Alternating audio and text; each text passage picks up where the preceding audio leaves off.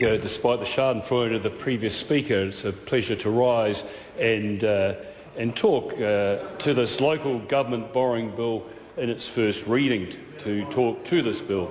It's a very practical bill, Mr Speaker. It's a bill in the interest of hard-working Kiwis, the length and breadth of New Zealand. In his work, Essays of Elia Charles Lamb observed, the human species, according to the best theory I can form of it, is composed of two distinct races, the men who borrow and the men who lend.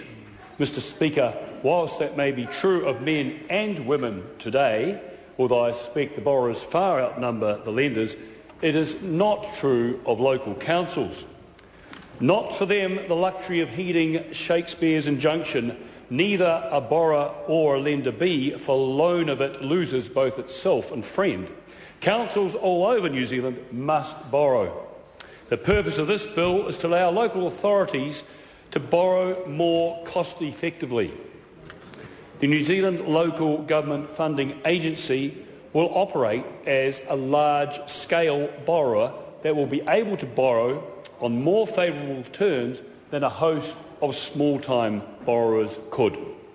The agency can then pass on these savings when re-lending to local councils.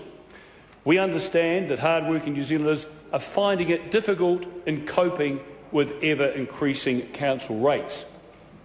It's estimated that the Local Government Funding Agency will help councils operate in a more cost-effective manner.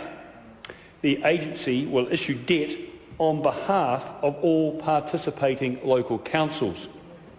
The credit rating, scale and specialisation of the agency could, as a previous speaker mentioned, potentially save participating local councils collectively around $25 million a year. Other potential sequelae of an agency is aiding the development of a liquid market in standardised local authority bonds.